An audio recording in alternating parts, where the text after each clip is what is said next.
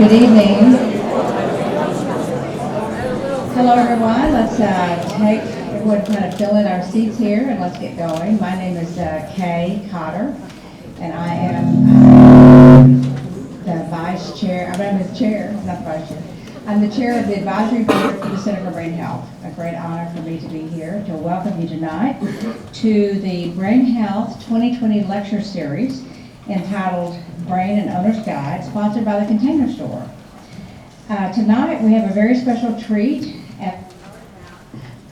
as we learn about unlocking human potential inside the Brain Health Project.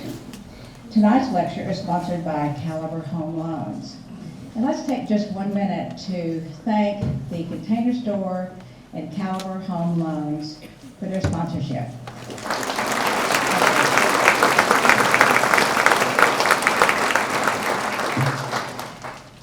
With 25 years of experience in commercial real estate with a national firm, I know how important my health is, my brain health and my heart health. And it really is kind of the fundamental to a rewarding and successful career. I have a pretty good handle on where my physical health is, my heart health. Get those tests all the time, and I'm in pretty good shape there. Do my exercises, never enough, but I do what I need to do. But I really didn't have a handle on brain health until I had a chance to meet Dr. Sandi Chapman. Wow. That was about 14 years ago, and Sandi and I became friends and began a journey I began a journey to learn how to really develop and support and train for brain health. And it has been very rewarding, sometimes very frustrating, can be very frustrating, but it always has been something that I knew is ongoing and I want to really keep doing no matter what. When I first got involved with the Center for Brain Health, I had one objective. And that objective was that I wanted my body and my brain to go at the same time. And that's not an easy task. That's not a lot we can be in charge of. But I'm kind of a try to take charge person. And so I said, I'm going to do all I can to try to impact that convergence of brain and body. And I've done a lot, I think, to do that. And I think that everyone here has the same opportunity. The Center for Brain Health provides a lot of resources that are absolutely fantastic, not the least of which is being here in one of our lecture series in February. But we also have lectures every month. We have lectures every month, open to the public. Get to your website and look on our website for all of our events. We have science lectures on Fridays. It's interesting, if you go to a science lecture, sometimes you'll come out and say, I didn't understand all those big words, but he was really smart. But they're fascinating. We have what we call the SMART training, strategic memory, and advanced reasoning training, which has been a great program. And I think Sanjeev, you've been through that one. I've been through that one. There may be some other people here who've been through the SMART training. A great program. We participated in a research project. My husband and I both participated in one of the research projects on senior decision making. And I swore I made better decisions than he did. But I think that's still out for discussion. Yes, he says. But there are many, many opportunities here to make your brain better. And not the least of which is the exciting Brain Health Project that we're going to talk about tonight, which is a specific opportunity to achieve the best brain and the best brain health and performance that we can achieve. There was I often like to look up toast. I love a toast at a party, a toast at a dinner party. And a couple of weeks ago, we were at a dinner party for friends, and I found this Irish toast that really seemed appropriate for tonight. And the toast is, may you live as long as you want to, and want to as long as you live. And I think that kind of just says a whole lot about how much you can do for yourself. And with that, let me introduce my friend, Tom Leppert, who's a successful business leader, board director, You probably know him as former mayor of Dallas, and most important tonight, a co-leader of the BrainHealth Project. Tom? Now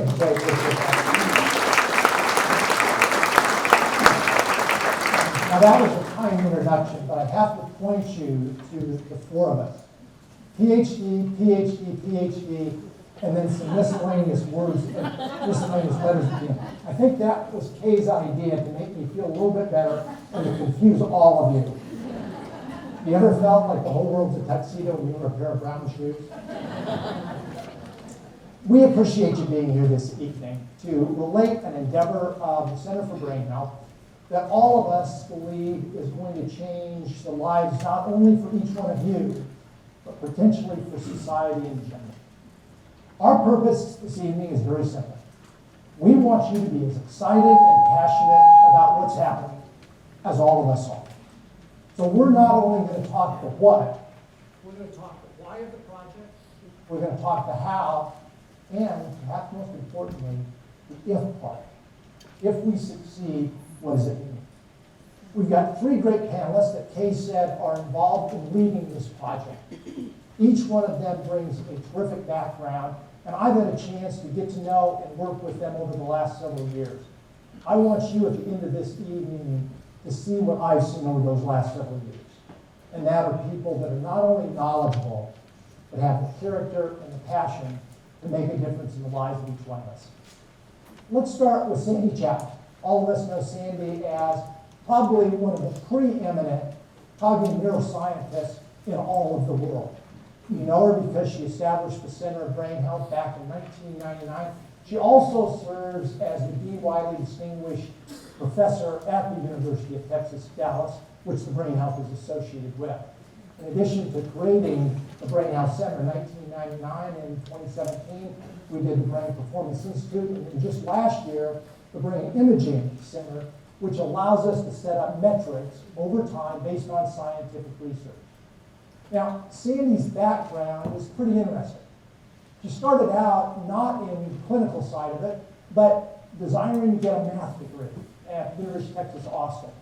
Then she shifted to the clinical side and received both her undergraduate and her master's degree at the University of North Texas, where she's recognized as one of the 100 distinguished graduates of that institution over the last 100 years. She started her career as a speech pathologist.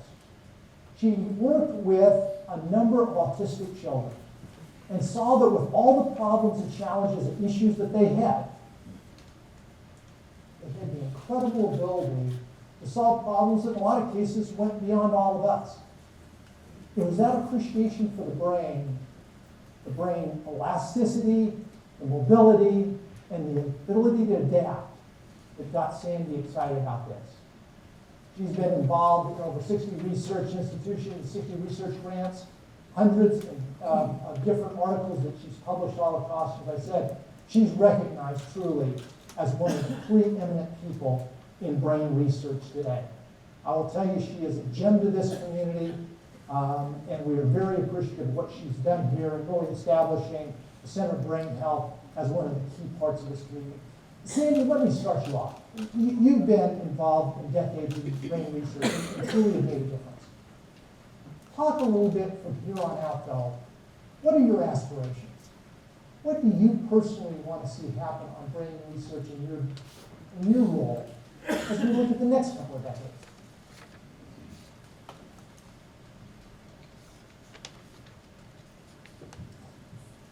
Tom is probably afraid to ask me because I may not stop and start jumping up and down.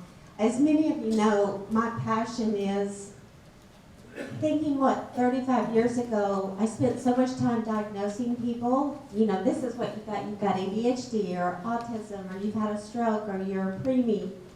And all I did was to define disability.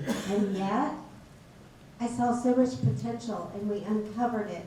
So to be able to be in a time when we have the technology to see healthy people's brain, but even people that are struggling with problems to get better, like why can't we now take the science in the last 10 years and reach every single individual. I feel like I've been working my whole life from math, and gosh, Tom, I can't believe you went back so far, but I do love math, is how can we take what we know, and why do I need to publish another paper? If we can change the way every single person looks at their brain and to embrace the potential, do you realize what we will become as a nation, as a community? I love what our current mayor said, is our city cannot thrive with 50% of its talent, because a lot of people just think, I've got a fixed mindset. This is as good as I am.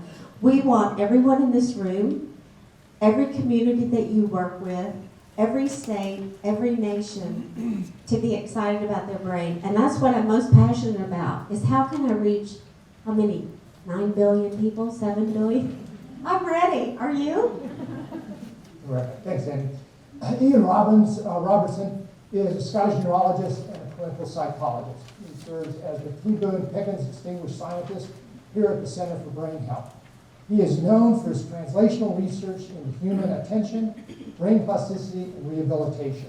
His research at the Center for Brain Health as we go forward is designed to enhance non-pharmacological interventions to improve cognitive performance and brain health. Ian's a professor and chair of psychology at Trinity College in Dublin. He's also the founding director of the Trinity College Institute of Neuroscience. He is the first psychologist in Ireland to have been elected a member of the Royal Academy in Ireland.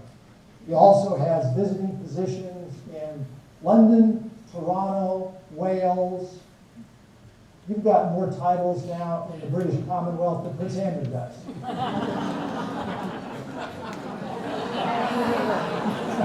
He's been involved in a wide range of research efforts in neuroscience that focus largely on behavioral change in people with impaired brain function, including focusing on the needs of the elderly. Most recently, he was the co-director of the Global Brain Health Institute, which focuses on building the core of future researchers, training the researchers that are going to focus on brain health. He's published over 250 articles in scientific journals. You would see him regularly over on the other side of the water, in the Daily Telegraph and in the Times. He's also written 10 scientific books and a number of non-scientific books. My favorite of those, though, is The Stress Test, How Pressure Can Make You Stronger and Sharper. He's a graduate of Glasgow University, received his master's and doctoral at the University in London. In 2014, he was elected as a fellow of the American Association for Psychological Science. Ian, why the brain? What about the brain gives you the passion for all of the research that you do? There's nothing in the universe that's complicated. The known universe is complicated. It's what every one of you have between your ears. There's 80 billion neurons, and each of them has connections with some of them as many as 20,000 other neurons. If you compute the number of possible patterns of connections in that brain, it exceeds the number of atoms in the universe.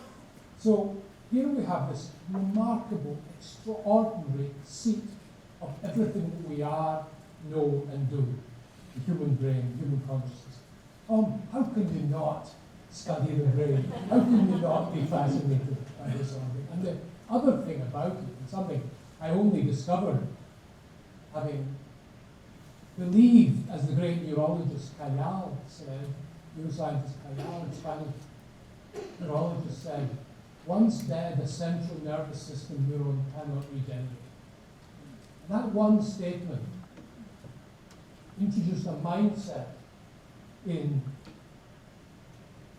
still prevails today of what you have after maybe the age of 2 or 3 when the brain is developed. You can only then lose as the brain cells die. That is the mental model that I was trained in. It's a wrong mental model, and we're still paralyzed by it. This project is about trying to overcome that faulty, wrong mindset, to harness the plasticity of this amazing organ. with all the research, all the success, why the Center for Brain Health in Cleveland here participate in a place called Dallas Center?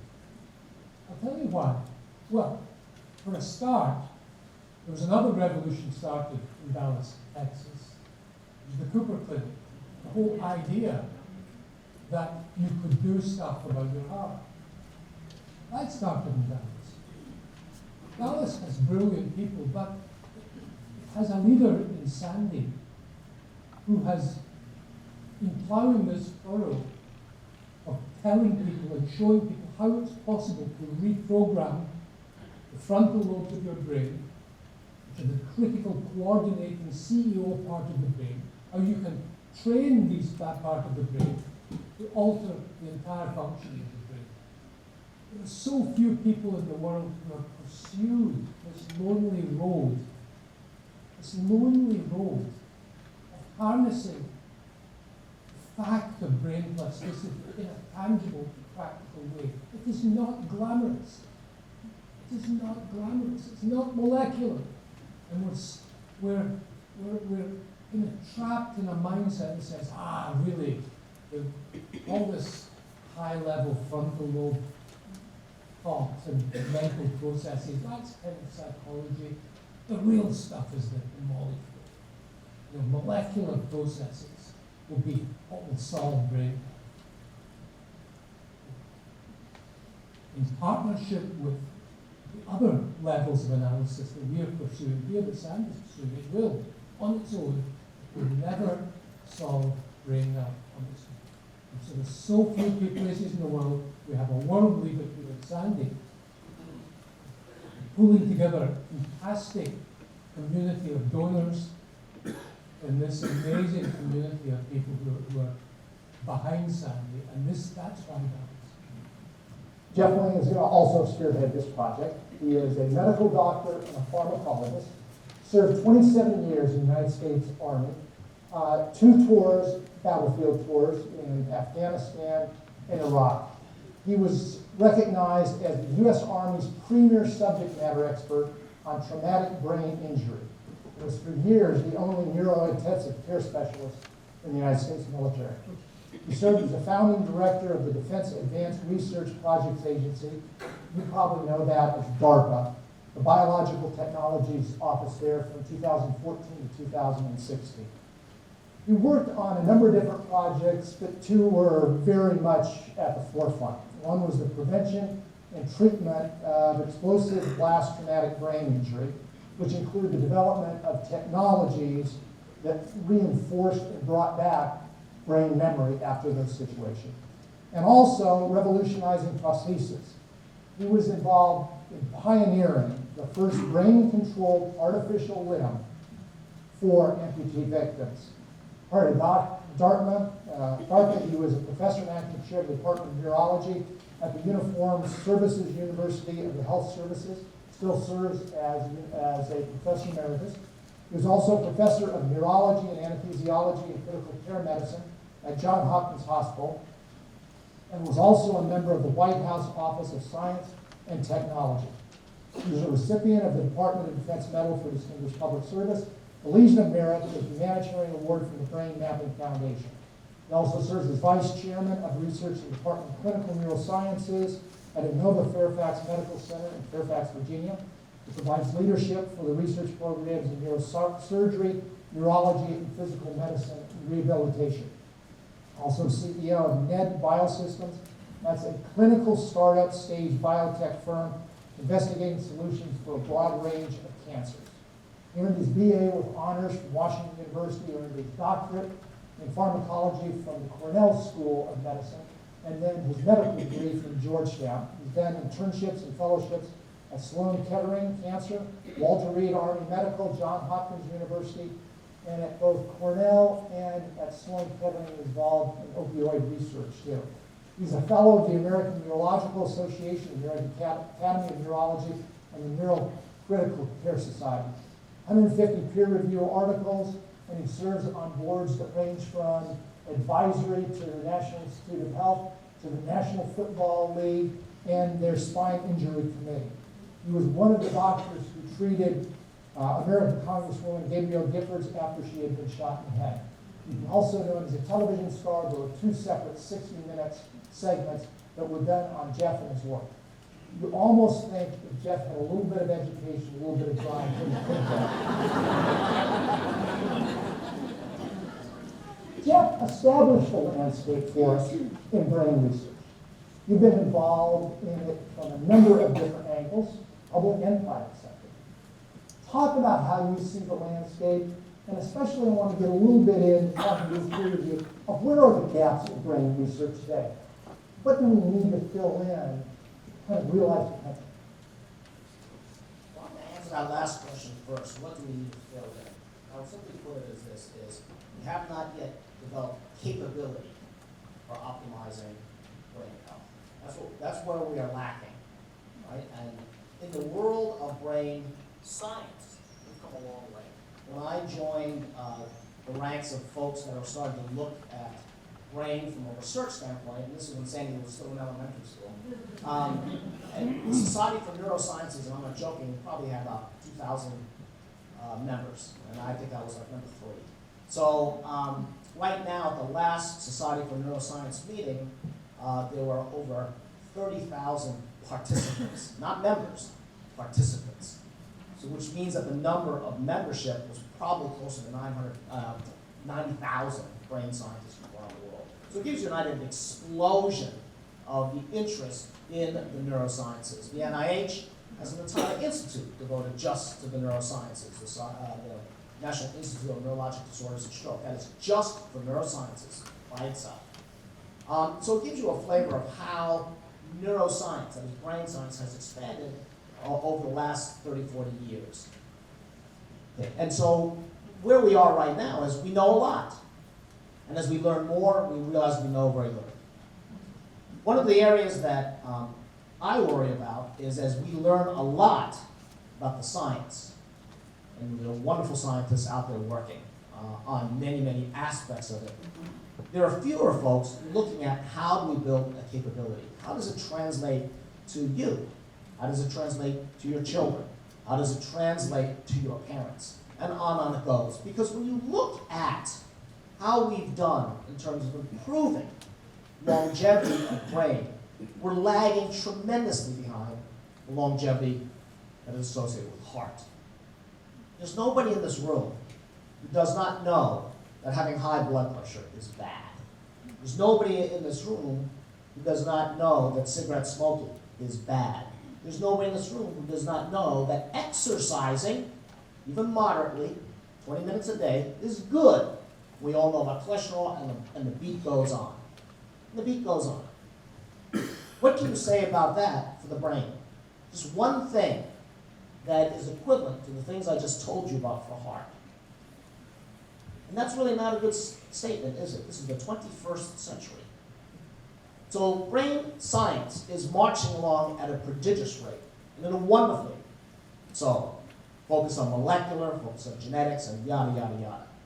But the bottom line is, where's the capability? Where is, what should I do to make my brain better? I know that I should exercise.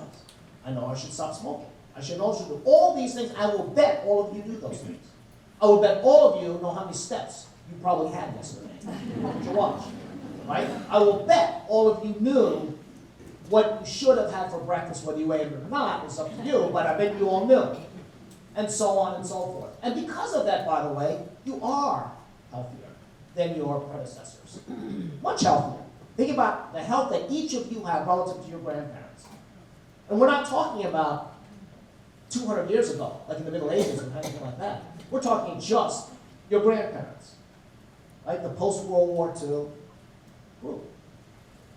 And if you think about it, you are living longer. Well, 20% longer, I might add.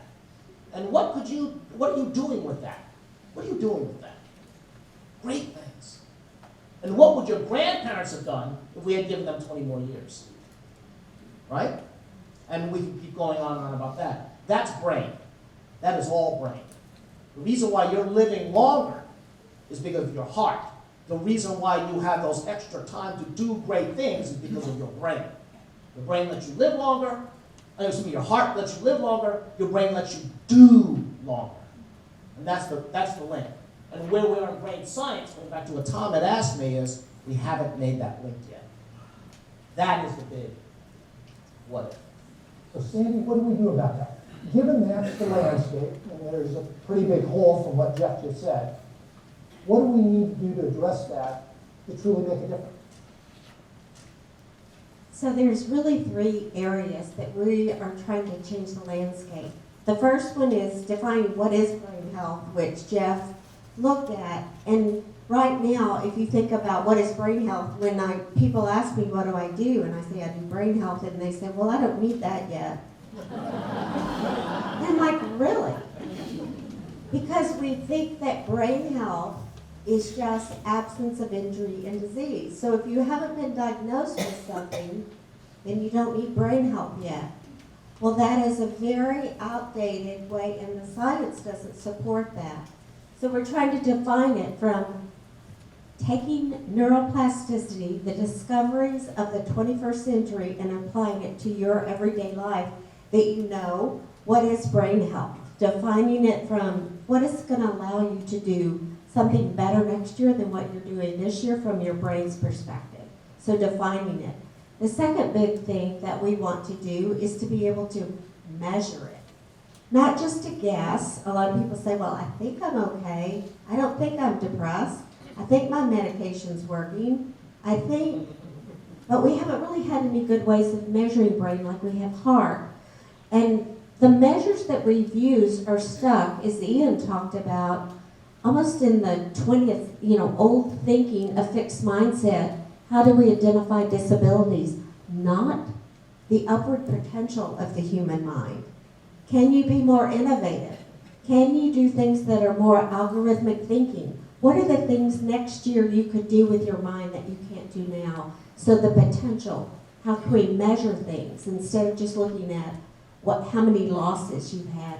And then the third one is if you want to measure it, you want to know I can do something about it. Because right now everyone says, well, I don't want to take a test. I'm a little bit worried. Kay was a pioneer when she started taking it, but a lot of people here, if we were to say, okay, step out, we're going to do a brain health index, you might say, whoa, I'm not ready for that. I need to study. I'm not sure how I'll do, because we're afraid, because we only think about it in a negative side, not that you can do something about it. If you knew the steps you could take, and that's what we're doing, what are things you can do today to strengthen your brain capacity and to take the science that we've done here as well as with our collaborators to show healthy people, what if I told you you could get 2 decades back of your neural function? Would you want it? If I had a pill that could do that, I would be a gazillionaire. What if you could do it with your own habits? If you learn tactical thinking strategies. So that's what we want to do, is to get people to realize there are things you can do to counteract the effects of what happens with our brain. We start losing capacity in our 20s. And I did a physical not long ago. And we probably spent an hour and a half of that on heart-related type of things Jeff talked about. The amount of time we spent talking about my cognitive abilities or my brain health is probably about that much. So what you're really saying, Sandy, is you need to come up with some benchmarks, markers, much like blood pressure, cholesterol, et cetera, that give us indication of the health of that heart. But you're going beyond that. You're also saying, if I understand you, that you also want to develop protocols, et cetera, whatever may be the right word, that each one of us can utilize to make our brain faster, stronger, better, longer lasting. Is that fair? Fair. I mean, to think that you could do new learning and do it with your brain is efficient. A lot of people, when I say, how old, if you could pick your brain to be any age, what age would you pick it? I ask you, what age? If you could say brain, you could be what age? What would you say? How many would say their 20s? Right? 30s? 40s? 50s? It's a little rare. 60s?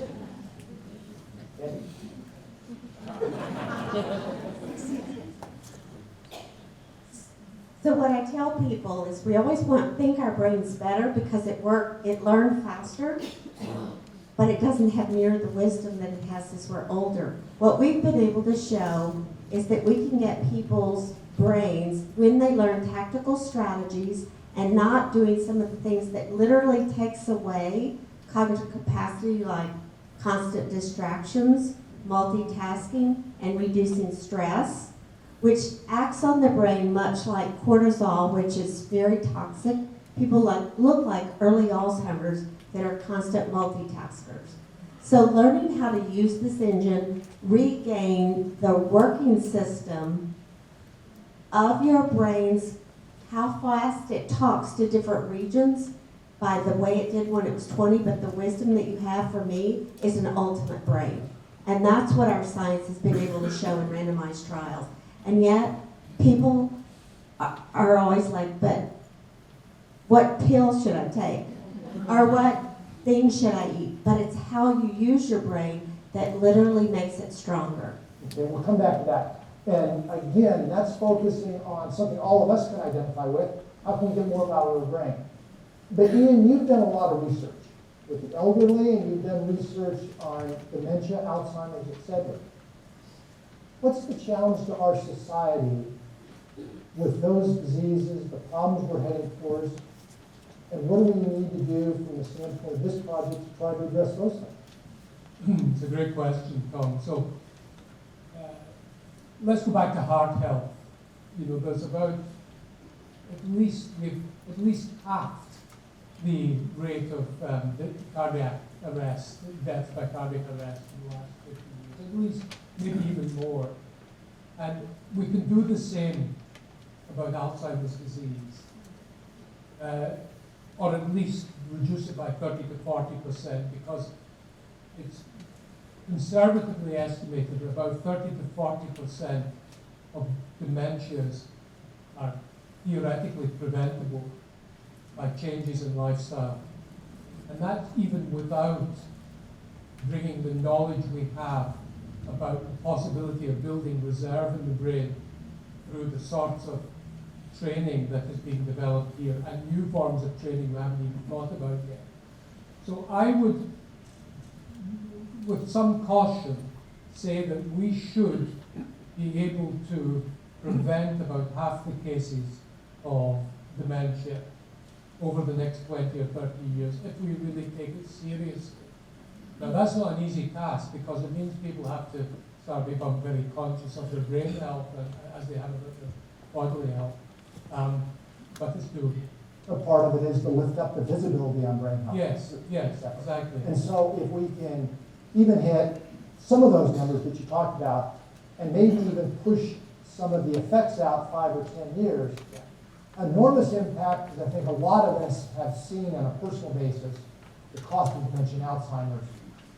But from societal cost, the cost of care for that, that's a pretty big number, right? It's a big number. And of course, there are people who will get Alzheimer's disease and have it long. It's not that we have a cure for the disease. We don't, but we know that, as you say, as Kay was saying, she wants to keep her body and her brain aligned. And what we want to do with Alzheimer's disease is to square the curve so you don't have this long decline of maybe up to 10 years or even longer sometimes. We want to keep people's brains better connected, maybe with a bit of disease in them, but the brain, you're maintaining the connections of the brain long enough that it keeps functioning in spite of the disease, and then you get this at the end. It's not a bit depressing, but you get this rapid. Fair enough. Okay, so all three of you laid out a sense of the landscape. Really, we know a little bit more about each of you and your passion for this area of research. You've talked about the landscape, you've talked about the need. Okay, Jeff, so tell us about the project. Take us up to the 30,000-foot level and tell us what this project is and what it means.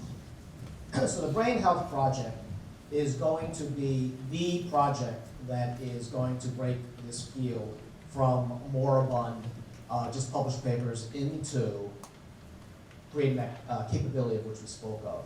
So what it begins with is bringing in all the various stakeholders that would benefit from this. So it's going to be recruiting 120,000 subjects across the United States.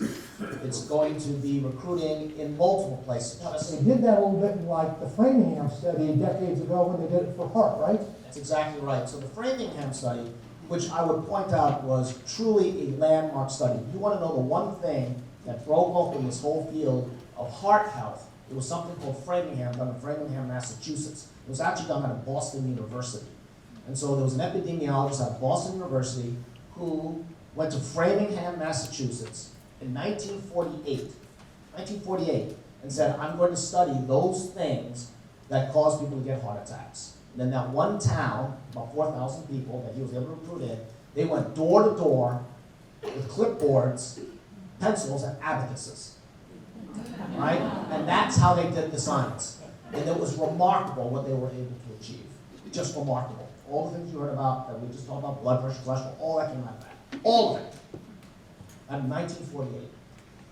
We haven't done that for brain. We need to do that for brain. But brain is infinitely more complicated, complex, than the heart is, for sure. The heart goes lumped up. That's it. Right? So that's why I did not become Led by true brain research. That's why I did not become a cardiologist, right? So in the end, we need to do that for brain. So it begins with a Framingham community. The Framingham community that we're going to choose is going to be worldwide. Worldwide. It's Europe and the United States primarily. 120,000 enrollees is our target. So 120,000, and we're going to look at them to determine and identify those benchmarks, markers, whatever it may be, that leads us to understand brain health. But you're also going to look at protocols that will improve the functioning of the brain. Right. And performance, is that right? That's exactly right. So remember, we're building capability here. So it's just not a matter of what are the things that we need to intercede at, but how best to intercede.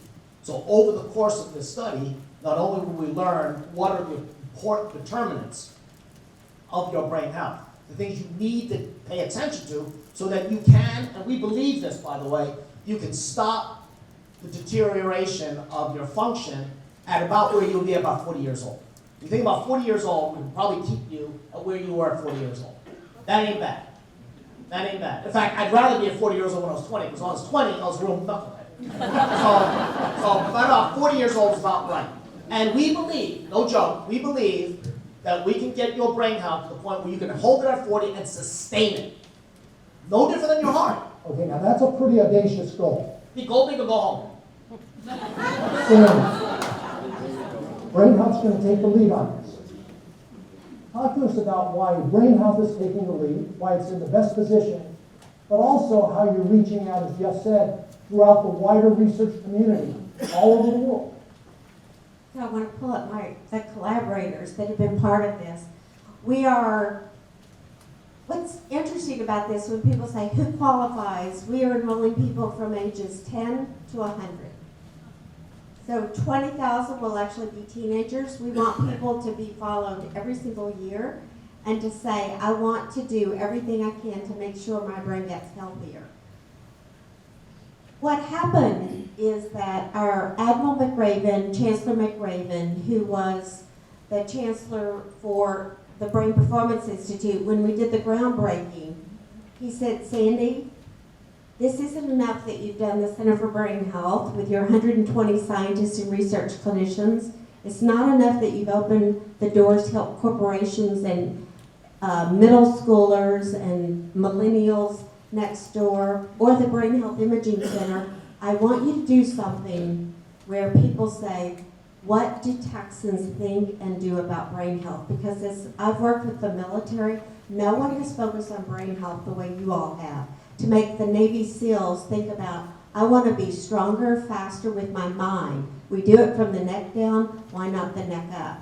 He said, as I've looked at K through 12 education, that is our #1 problem with national defense, is making the youth smart enough. And you have literally doubled brain performance in underserved kids in poverty, getting them, doubling their graduation rates, their AP scores, and their grades.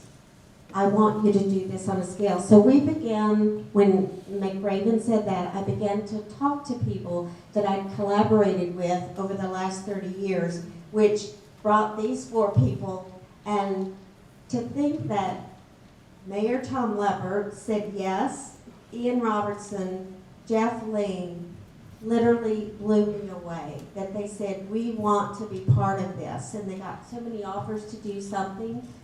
But then we began to talk, I began to bring in, and we talked to Mark Esposito, and I'm not going to go through all these, but if you think of the Academy Award winners for brain health, there's only about 50 in the world, because most people that are looking at the brain are looking at injury and disease.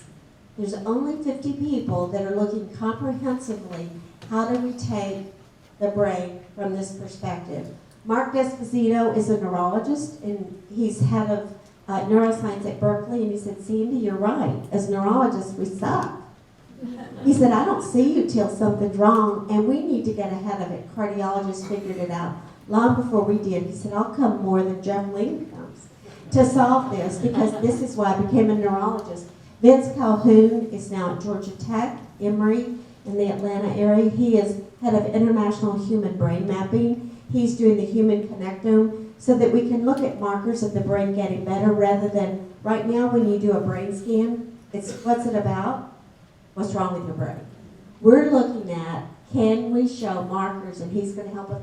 Just let me mention 2 more. Up there, Mike Mersnick, we think is going to win a Nobel Prize. He invented neuroplasticity almost 50 years ago, all the way from mind to molecular level. He said, Sandy, when I talk to you and what you're doing, it's the first time I think my science is going to make a difference, and so I'm on board. I'll give you my IP, I'll do anything, because I'm here to make people better. And then one more from Stanford, Walter Greenleaf, virtual reality.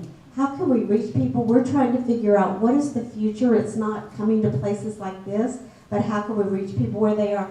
32 of the top brain health experts has said, Russell Foster from Oxford is right here on the front row, #1 expert in sleep. I mean, he will blow your mind. Russell Foster, you can ask, but in things that we do to say yes to this, we're just so grateful for this. And it takes, I think what's rare about this is typically scientists, we really are kind of siloed, because I don't want them to take credit for what I'm doing. We don't partner. It is probably one of the most territorial professions in the world. Every single person up here wants to help humanity, and they've agreed to be part of it. As you said, Sandy, you look across Berkeley, Stanford, Harvard, Oxford, Trinity, not a bad list. But one thing I want to push you on a little bit, Sandy. This also, you hear it at Brain Health. I've done an awful lot of work, and I think we've all seen it with a lot of different groups. Our local police force, with our armed forces, with children, a whole host of different groups, but also corporations, helping people coming in, etc. Identifying a lot of the things that each one of us can do to improve our brain performance and our capacity. This also gives you a chance to scale some of those and demonstrate the efficacy of those. Is that right? Yeah, so that's what's been frustrating for me is, I'm like, how can we reach the masses? You know, we do groups of 20, we do classrooms now. The thing that's changed it, that's going to allow the Brain Health Project, is so that people in rural Texas, rural Nebraska, or whatever country we want to go to, is technology development, where people are used to doing things on their iPhone. Even in the remote areas of Afghanistan, veterans, active duty military have access to their cell phones, so it's technology, being able to measure in real time, where are you, and giving people active tasks that they can do to strengthen their brain function. That's really what's allowing us to do the Brain Health Project, and not take 30 years like Framingham did before it discovered what was wrong. Every single year, we're going to make tremendous discoveries. And some of the things that we've discovered will be offered This year, new things, we're offering Russell Foster, we're interviewing and we grabbed him, we said, we've got to get your sleep information online for the Brain Health Project, and he's willing to give us everything. Judd Brewer, who does addiction and anxiety, yes, I'll be on the platform. This will be a platform that scientists everywhere, if they think they've developed a new drug, will be able to test, did your brain get better? So it's not just about us, we want to make this an evergreen, where discoveries can be done faster, cheaper, and we can know what works for you may not work for you.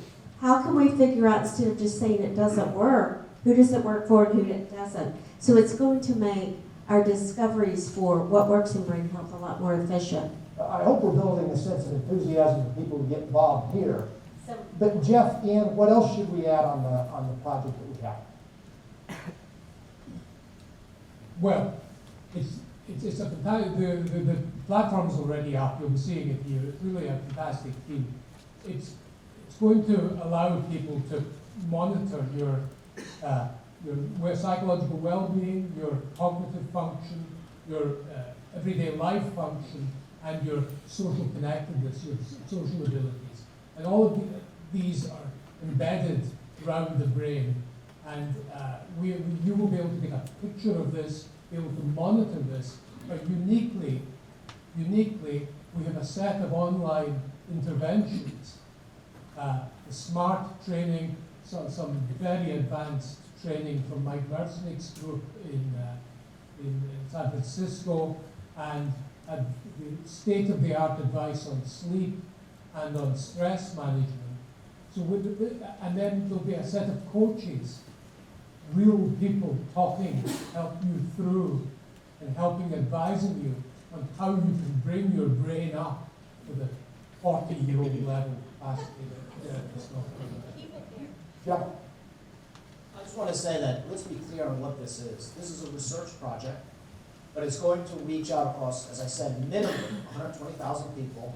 It's going to be cross-cultural, so we're going to go in and aggressively go into the communities of Hispanics, Asians, Native Americans, and African Americans, and on. Unlike Framingham, Framingham was primarily a white Northeastern group of men.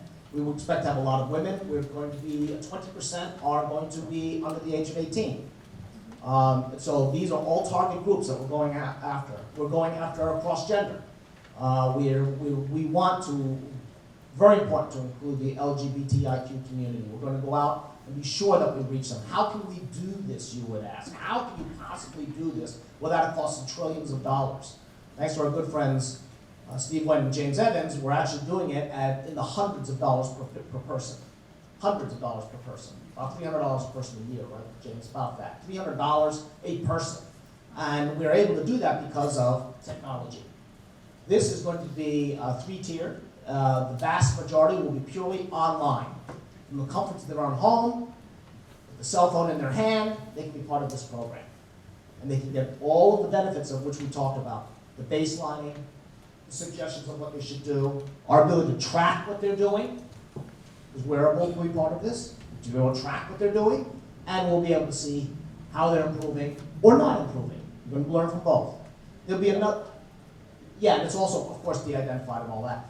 The next tier is a group that will be able to come in and say, look, we want to get our genetics tested and see how that participates. We're willing to come in and maybe have an EEG and some other things, and so on and so forth. So there'll be another tier up that adds even more data, but that's not the vast majority.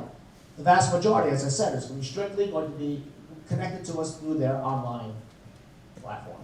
And then the third group will in fact come in and get exactly what I think is one of the most exciting things, as we heard about Vince Calhoun, and of course our good friend Mark Desposito, is they can actually now do, using advanced brain imaging that is available here and in many other places, including Johns Hopkins, where you can actually get an MRI and you now develop a connectome. So when you get an MRI now, you see a photograph of your brain. All right, that's what you get. You get a photograph of your brain. Instead, wouldn't it be better if you knew how your brain was connected? What Ian was talking about. That's what makes the brain remarkable. It's not the structures, it's how they're connected. And this connectome is in fact what is now, each person who's going to get the brain scan is actually going to show their connections. And very important, how these connections can be improved how these connections are abnormal, and how, in fact, these connections are doing fine. You want to know where you're doing great. You don't need to focus on what you're doing great at. You want to focus on things you're not. So all these things are going to be part of this research program, which, by the way, in time will be made open and available to researchers around the world. We're not going to squirrel away for ourselves. So 120,000 cut a lot of different ways. So cut ethnicity, male, gender, female, female gender, et cetera, those sorts of things. But also then there's a range too. Some folks, it will be very intensive. MRIs, regular, et cetera, those sorts of things. And then down to more utilizing the online platforms now. I want to go to questions from the audience, but it might be helpful, again, trying to get people engaged on it, to take just a moment and kind of see what, Ian, you mentioned, Jeff, you did, what this platform looks like, and what it might mean to be involved on the front end of it.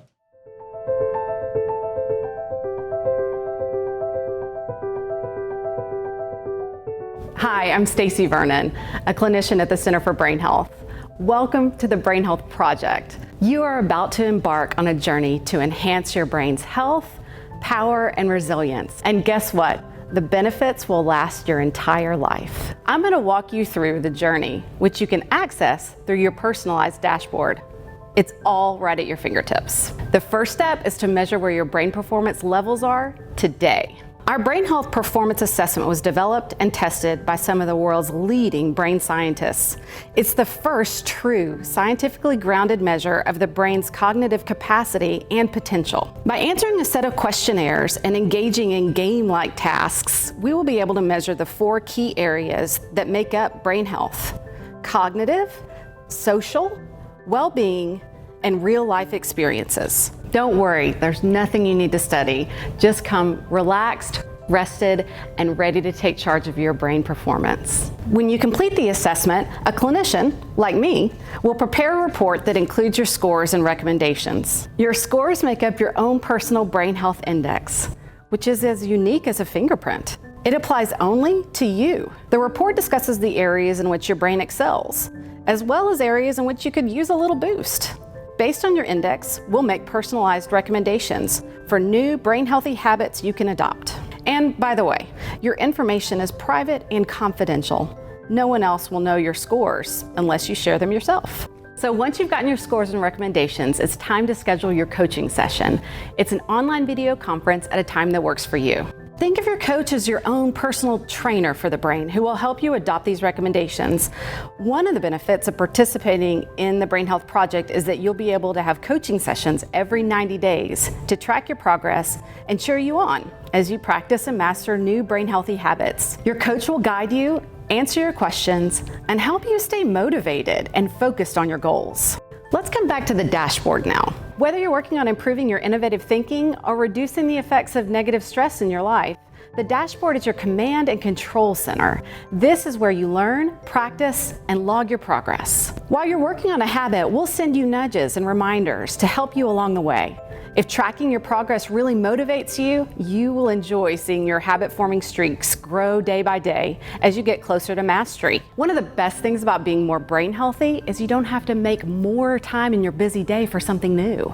Instead, cognitive training shows you how to navigate your day in a brand new way with the goal of maximizing the energy and power of your brain. You can access a wide variety of cognitive training modules and learning resources through the dashboard, expertly curated to include only information that is scientifically valid.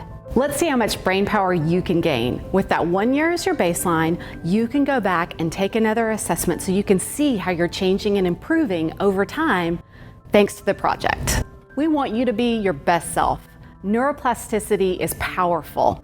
It's the brain's ability to change based on how you use it. So harness that force and be the most brain healthy person you can be. We can't wait to be on this journey with you.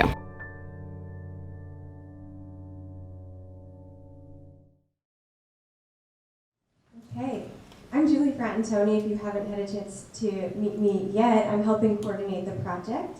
And so now that you've gotten a nice glimpse into what the dashboard looks like, I want to give you a better picture of what that actual time commitment, you're probably thinking, what do I actually do? What does that look like for the pilot? We've been recruiting and getting everyone excited and want you to participate in the pilot, and so I'm going to walk you through what that looks like. So the first thing we're going to ask you to do is, well, 3 things actually. So the first one is get an assessment, the Brain Health Index that Sandi mentioned. So this is online, and it's broken up into chunks, small pieces of 10, 20 minutes. So you can break it up and spread it out, or you could complete it all in one sitting. Once you complete that, within a week or so, we want you to come in and get a brain scan right here next door at the Brain Performance Institute. And then a week later, you will also get feedback from that assessment. So that's a 30-minute phone call with one of our clinicians that's going over explaining the types of things that we're measuring and looking at on the assessment, and giving you recommendations for things you can work on, helping you pick out goals that you want to set or healthy habits that you want to focus on working on. The next part is online training. So you're going to get access to our cognitive training, SMART training. We mentioned our wonderful sleep and stress solutions that you're going to get. And those are also self-paced, so most of the modules are about 30 minutes if you kind of spread that out, but we'll be releasing those, and those will be also in conjunction with activities along the way. So we'll be pushing out activities. These are 5-minute activities, 3 per week, and so the idea is to keep you engaged, to not be, like Stacy said in the video, not be super additive, but to keep you engaged enough that you're practicing the strategies and things that you're learning in those online trainings. Also, halfway through, we're going to have a checkpoint, a coaching session. So this is with one of our brain health coaches, and they're going to motivate you, find out how you're doing, and working towards whichever healthy habit or goal that you set for yourself. And at the end, we want you to repeat those same measures that you did in the beginning. So you'll take your online brain health index, you'll get a brain scan, and you'll get your feedback session and get to see the ways that you've improved or implemented strategies and where you can go from there. So that's a nice snapshot to give you hopefully a more detailed picture of what that process looks like. And in total, we did some math for you, and it really comes out if you just bare minimum do the bare minimum that you need to do, that's about 10 hours over the course of those 14 weeks. So on average, less than an hour per week over a 14-week period. Thanks, Julie, appreciate it. I'm going to ask each one of our panelists to focus on what I think is the most important question. And that's the, if we're successful, what does this mean? But before I do that, why don't we take a couple of moments and open up to you for your own questions of these 3 terrific panelists. Please. Voices of what exclusions are going to have for selection. So what exclusions are they going to have in the study? In other words, how would you be pulled out of it and not be eligible? Yes. Okay. You didn't mention 7. That's The hands were going right quick. Sandi, you want to take a shot at that? So what are the exclusion criteria? Yeah, is anybody going to be excluded? Yes, so for the healthy pilot that we're doing right now, we're excluding people that have had a stroke, that have a major diagnosis of a neurologic disease, or a major psychiatric problem. Other people, the age span, we're doing ages 18 to 80, that's correct for the pilot, and we're enrolling 200. So we've condensed the amount of time because we want people to get feedback. We've been able to show through our science changes in this short period of time, and we want to learn from you. So these are kind of our friends and family to see what could be done a little better, how'd the training go, does the online version offer us as good a training, does it work for one age but not another, one gender? So we're going to learn a lot from you in this pilot. With the major project, 120,000 people, while the big part of the project is to look at healthy aging, people that have other problems will be able to triage and see if you had a brain injury, were you helped by that? If people that had bipolar, were they helped by that? So this is something that the project itself, we're interested in what can be done for healthy people, but the platform, we can triage them and look at that. And given over a 10-year period, people that start out healthy and may develop issues too. Right. Other questions, please.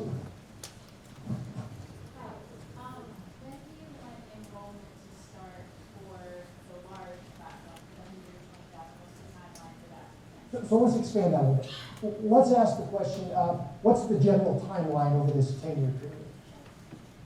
So our goal is If everything goes well with this pilot, that we need everyone's help on, we hope to start enrolling 12,000 people. Ms. James should probably answer this. 12,000 people starting in September, and then every year we're going to enroll 12,000 more and follow them. While we're saying that it's 10 years, it won't be over in 10 years, like the Framingham study is still going on since 1948. So we want people to think, I want to enroll at least 10 years and see what we can do and see what can happen. So 12,000 a year, and then the next year 12,000 more, but you're following every year. Other questions? Please.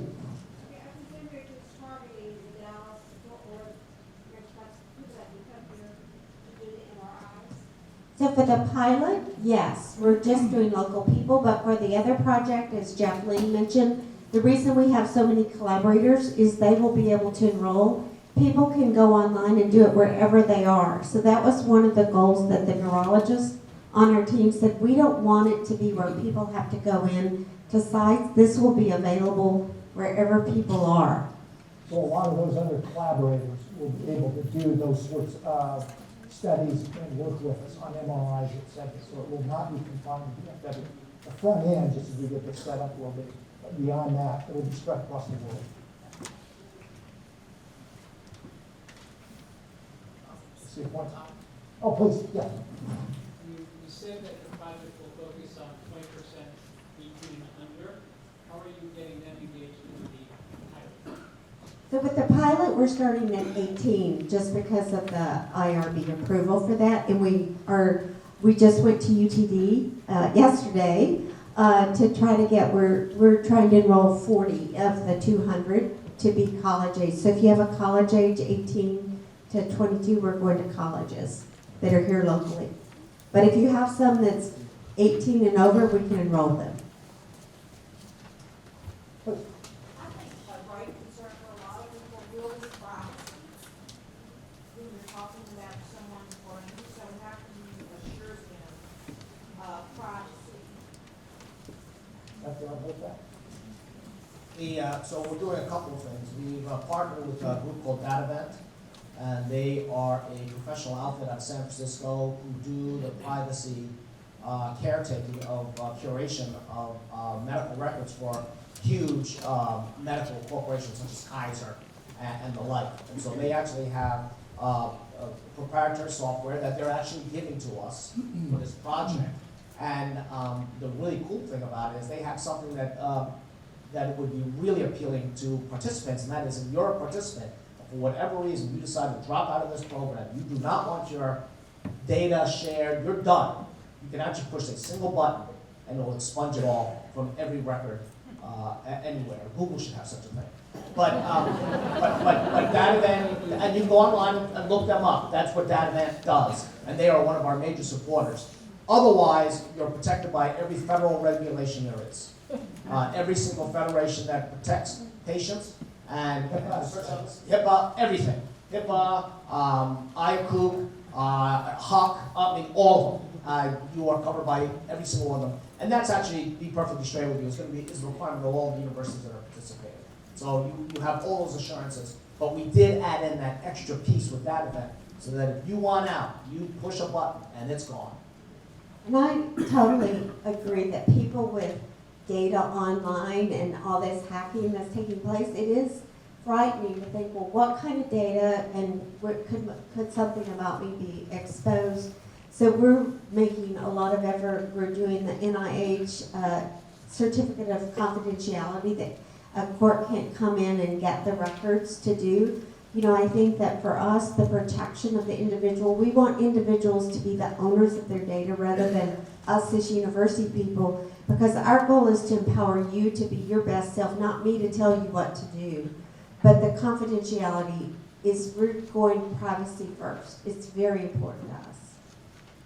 So where is the portal that we go to? You haven't told us how. You want to tell them how?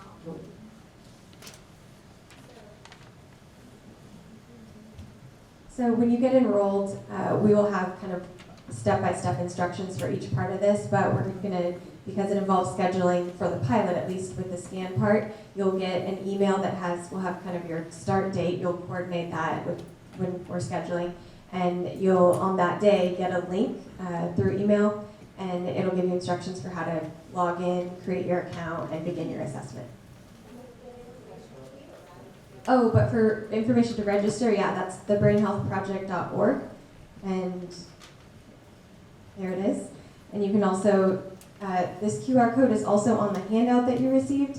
And if you just take your camera on your phone, you don't even have to take a picture, just hover it over the QR code, you can hold it up, and it will automatically pop up a link in your browser, and that'll take you straight to the registration. Please. Talk about when, are you enrolling people now for the process? Yes. So you want to sign up? Well, yeah. Okay, let's go. When? Right? Let's get it done. Yeah, so you can sign up right now, and we are heavily in the midst of our screening process. So we ask you to fill out some health information to make sure that it's safe for you to get an MRI scan. We go over that with you. We're in the process of calling everybody and going through those, and then we'll begin scheduling. So yeah, you can sign up right now and get on the In list. fact, she's already signed up. Other questions? Okay, so I signed up last week, I was here last week. How long did it take you to get? Within a week. Yeah.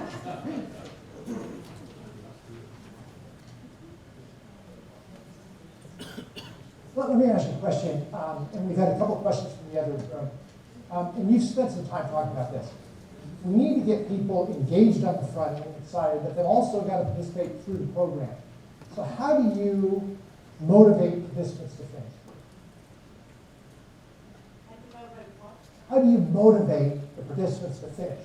Not only to start, but to go through the program. So I think the motivation is one of the things that we are interested in, and some people are going to be more motivated than others. You know, just like when you join a gym for physical fitness or diets that we take, some people are better at it than others. But what we're going to try to do for some of our families are to pay them to be involved from low SES because they may not realize right away and some of the costs. So we're going to go to middle schools to get the community to realize if you could all rise your level, not just think about education, but families in different communities. We're looking at what's a brain healthy community. We're going to figure out what works for millennials may not work for 60-year-olds. So there's going to be a lot of changing through this to kind of be nimble. Some people may need to have a coach just to get them started in the platform, and then they may come in person for a little bit of help and then say, oh, I want to do it on my own, and that's why we're using different technology. So it's not one size fits all. The motivation part is something that we're going to be working on, but we know sleep is something that every single person, even if you get good sleep, you still want to know about it, right? And so what is the new information? I mean, just yesterday, Russell Foster was telling us many medications are given at the wrong time, depending on your circadian rhythms. And yet, you never ask. So oncology treatment may be better in the afternoon than in the morning when we typically get it, or some of the statins. So we're going to be giving a lot of new information, so people are going to be, oh my God, I can hardly wait. It's one way we're going to try to motivate. Retention is the hardest thing in any large-scale study like this. 10 years is a long time. So what are the three things that are really critical? There are two of them cause dropouts, and one of them causes retention. The dropouts are typically because, one, there's a major side effect. There's no side effect here, so that's good. The second is a belief that there is no benefit. There's lack of efficacy. That is why it's really important to do this baseline periodically so they can see an improvement or decrement. What helps in retention is to see that there is, in fact, benefit. And so, if in fact you have to have these metrics that are regular, so that's why that's built in there. Those are the three major determinants of retention in any clinical trial, be it cancer or this. Feedback, coaching, et cetera, as part of that. And Sandy, another question from the other room. The other programs, brain health physicals, et cetera, those all continue on, right? Right. So all of the offerings at the Brain Performance Institute and what we're doing with corporations, where we offer a lot of specialized introduction is still going to go on and even grow. Some of the things we're doing with major athletic teams, things like that, are going to expand pretty dramatically. We're very interested in people being able to embrace what can I do to make my employees and their families healthier. So all that will still be offered in person, some of the brain health indexes, charisma, the things we're doing to help people with on the spectrum or social anxiety will still continue. Jeff, how does the team plan to actively, aggressively recruit from cross-cultural, gender, sexuality populations? Where will they be recruited? So, two ways. So one is the outreach programs that currently exist in a lot of these major centers that we speak of right now. So if you take a look at their geographic locations, they are actually well suited to go and meet a lot of these goals that we're at. They're already engaged in these communities. That's number one. The second one is we're going to take real big advantage of the fact of social media. I'll be blunt with you on that. We've engaged with a number of groups. Social media is, in fact, the way to reach many of these groups today. It's inexpensive. You can reach literally hundreds of thousands of people in one fell swoop. But our plan is, in the old days, it'd be on on radio and television. We're trying to do none of that. Not even a Super Bowl spot. I'm sorry, Bill, but not even a Super Bowl spot. Right? What we want to do, in fact, more important, is to take advantage of social media and the outreach that's afforded there. But it begins with the fact that we have a geographic distribution that actually will reach most of these target groups. If you just take a look at it, you'll see that they are situated in those places and they are actually engaged already. We have been working with Jeff to make it a little bit more decisive. Hopefully we're making some progress.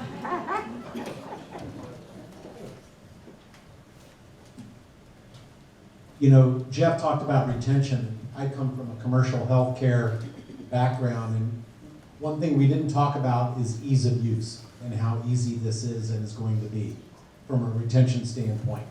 I remember talking to Sanjeev about, I built this gym at their brand new corporate facility and I couldn't get people to go to it even though they know it's good for them. The nice thing about brain health and performance is it's really easy to improve and you do see the benefits quickly. So we're not asking you to go find another hour a day to do things. We're asking you to do things you already do, just do them differently. So it really is a complex organ that's easy to influence. So ease of use really has to be underscored. You're going to be retained because it's easy and you're going to get a benefit. I'm going to get the hook soon, and I want to make sure that I give each of our panelists a chance to focus on that key question. And that is, if we're successful, and you've seen this is a big project. It'll take a period of time. But if we're successful, what does it mean? Jeff? It's transformative to humanity. Simple as that. If you were asked, do you want to be part of something that will ultimately find the cure for cancer, who in this room would not do that?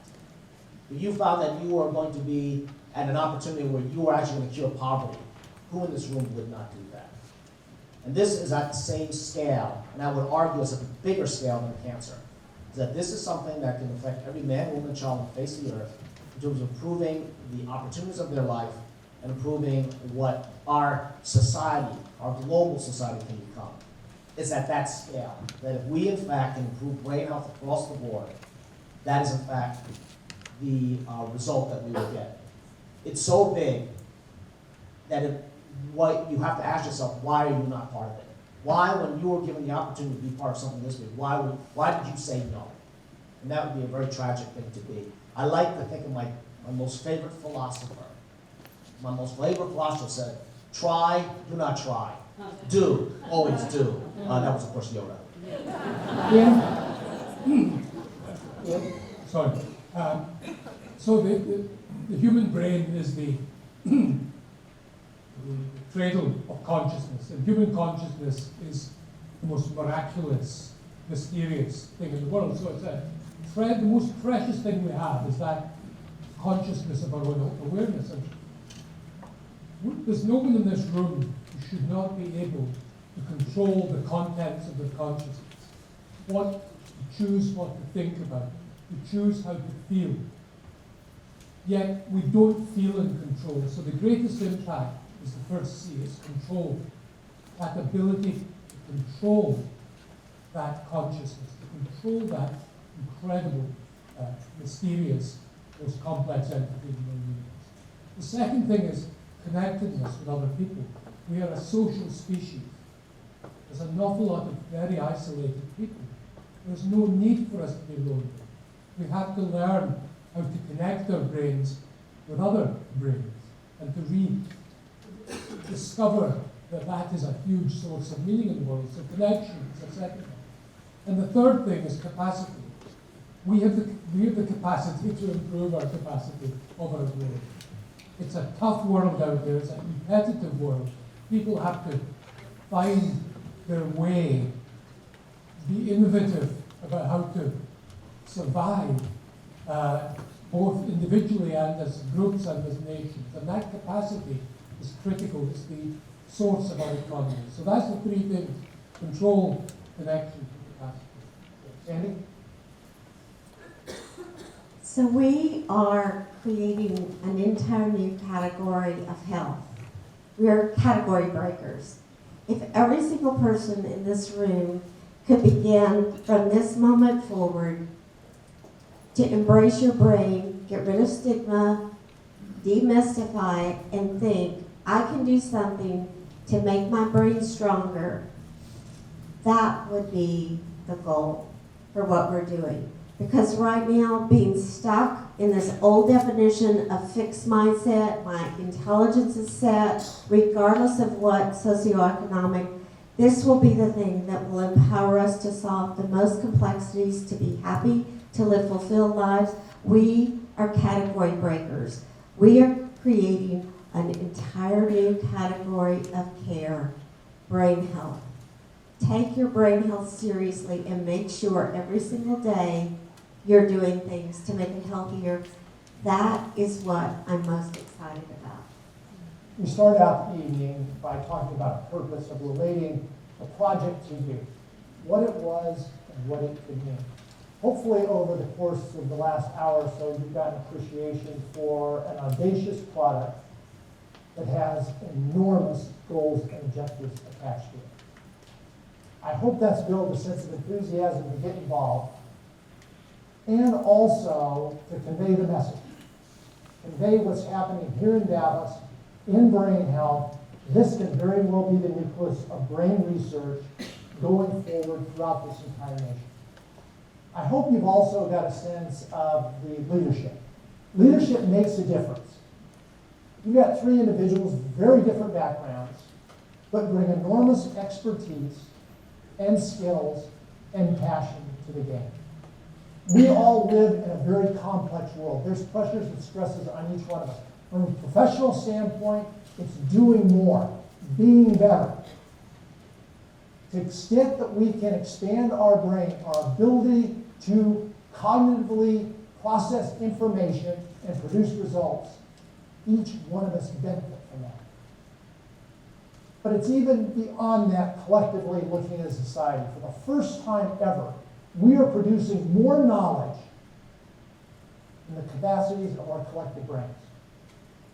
If we don't expand the capacities and the capabilities of our brain, we will run the risk of losing the value of that knowledge and information, of solving the challenges in front of us. And we also, because all of us are getting grayer hair, are seeing the challenges of dementia and Alzheimer's. We see it on a personal basis, but I can tell you if the trends continue, there's no health care plan within 4 years. Those are the needs in front of us. This is the project that can make a difference. Jeff said it was transformational, and indeed it is. We appreciate each one of you being here this evening, and we hope that you're as excited as we are. Thank you very much.